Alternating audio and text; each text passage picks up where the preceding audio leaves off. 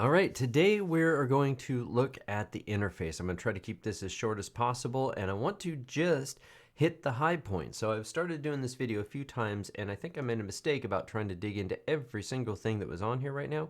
I want to talk about the things to get us going. So in our next video, we can actually start making some things.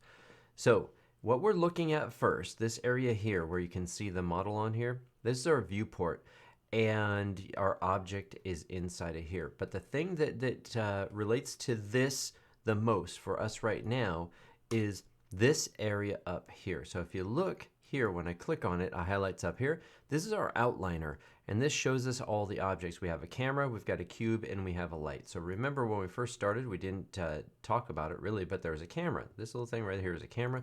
Over here is a light. This is our cube object that we have right here. And now if I want to make a duplicate of that, now I have another one right there, okay? So that's how this works.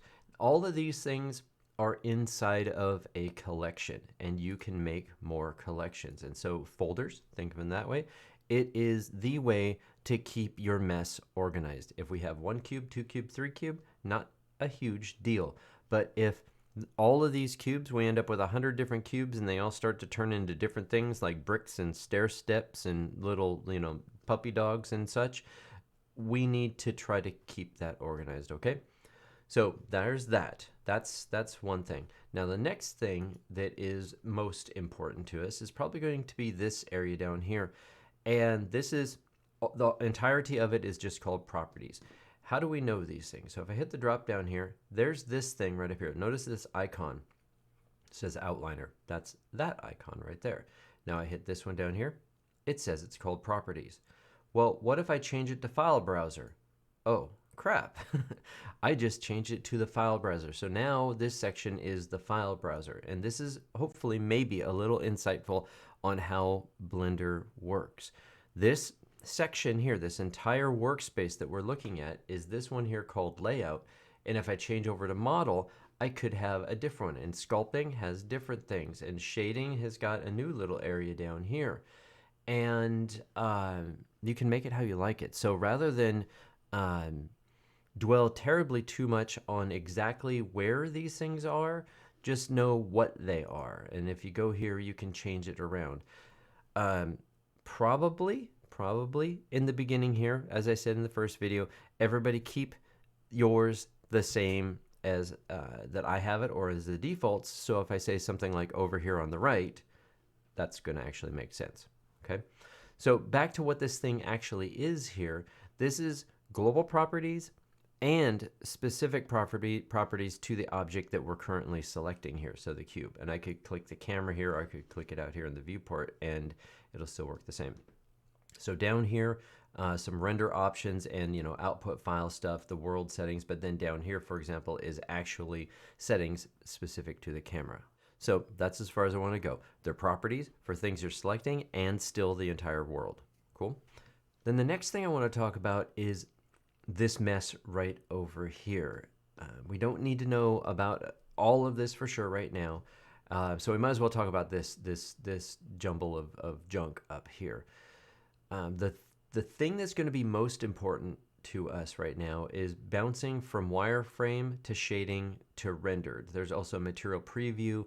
Use it if you like. I don't use it terribly too much, but here is wireframe mode. You can see right there. Solid view is where we normally are, and rendered will show you it with the material that you have added to it, and we don't have any material on it, so it doesn't really look like much. Okay, so that's the primary thing. We did hit this little arrow here so that previously we could go to matcap and set cavities, and we talked about the different looks that you can use here as a tool to look for any types of anomalies in your surface. Okay, so that's all I want to say about that.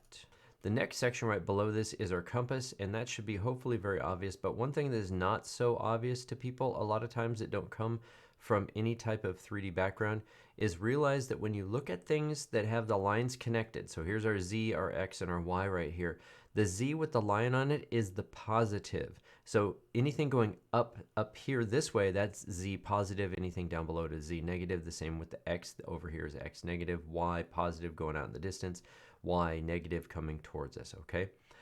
Also, be very mindful about which way is up. And we could design cars and worlds and everything upside down. It doesn't really matter, but it does help us as a human to look at things the right direction. So yeah, just keep an eye on that, okay? The other thing over here is maybe this. All the CAD programs have this same kind of thing. You can just put your hand over it and then you can slide back and forth. And then our hand for move the view, you know, like this. One of our goals is we're going to model a thing, and the little thumbnail splash screen for these videos, that's actually going to be one of the things that we're going to get to building, or at least something very much like it, fairly soon.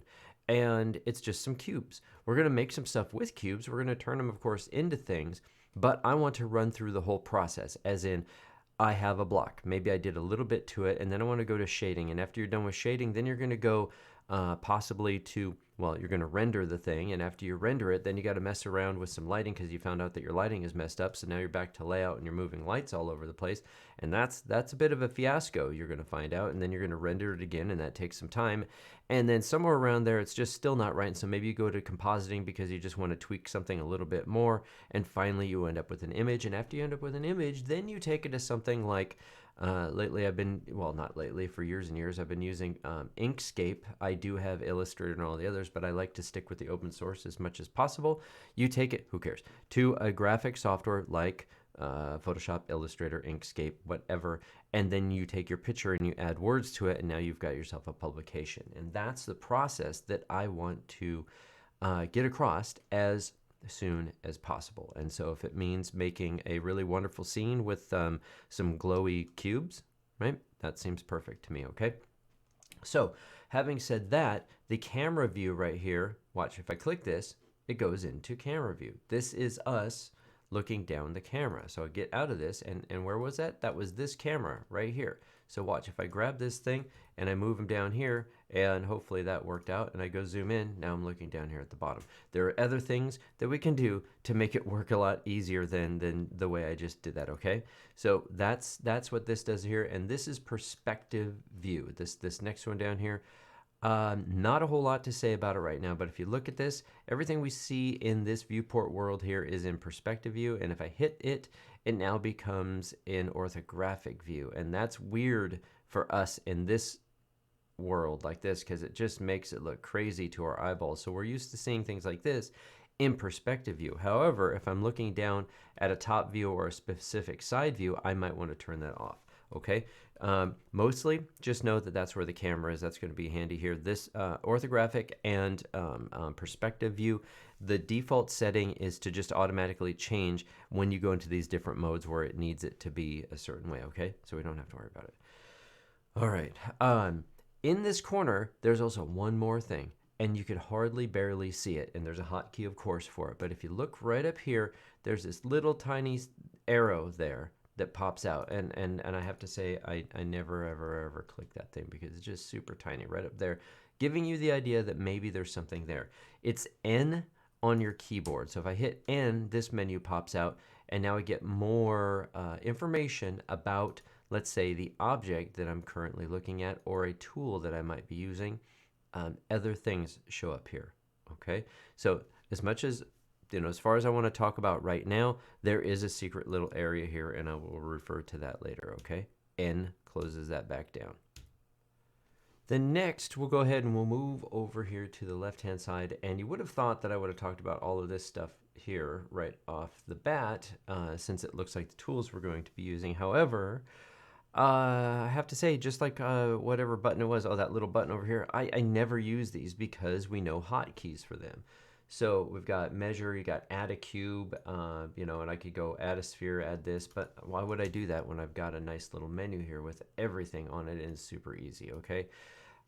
Hopefully that doesn't sound too strange to you guys right now because it is the way to work. It's excellent, I think. However, though, I mean, some of these workbenches like the sculpting has so many icons in here, it's probably not really feasible for you to memorize everything. However, point being what it is, if you use a tool a whole lot, check out the shortcut keys for it because it might speed up your workflow. So those are the tools. And this section here, remember that was our little tick mark from over here, statistics. That's not normally on, so we don't need to focus on that. But I do want to bring your attention to this area right here. We've got object mode and edit mode. Don't really right now worry about these others. We bounce back and forth between object and editing all the time. And so much so that if I click on this here, tab, watch this, object mode here, I hit tab, things changed, I'm in edit mode, and if you notice I've got little points on this thing now, and I hit tab again, I'm back into object mode, back to edit mode. That's very, very important. So that's a thing to realize right there. That's going to be kind of a gotcha for a while. I'll talk about that in a second. Over here we've got view, select, and add. And for example, earlier when I did this and I moved one of these little guys over here, if you go to object down here, duplicate object, you notice that next to it says Shift D. So that's the magic. That's how I've been doing that, you see. So up here is basically everything in text. And I find that as I learn maybe new ways to do something, or I go, hey, you know, there's this tool that I never use, but I just figured out a way that it's very, very valid. As I use it, I'll maybe take a peek to see if there is a hotkey for it, okay? But that's all up here. Then I would say that is really it. That's all I want to talk about in this video as far as things for you to remember. However, of course, there's a couple more things I want to mention because you're going to do things with them by accident. And so I want to point this area out here, global and some of the stuff here. Make sure it looks like this for the most part.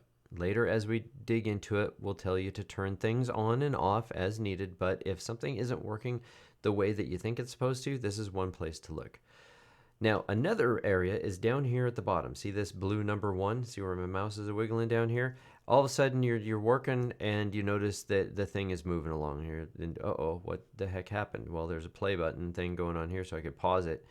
What just happened, right? So this is our timeline for animation, and if it does start moving like this, what you did is you hit the space bar. So just hit the space bar, rewind it. It's not going to matter at all for anything we're doing for quite some time, okay? But it's an accident that happens. Then I know that I said that we're going to get into some modeling in the next video. However, this thought that just struck me of, you know, things that you could do by accident that are extraordinarily frustrating, I just remembered a fairly large one, and it's going to take a little bit more time than this video to explain. So one more video here, and then we'll get into our editing. Promise.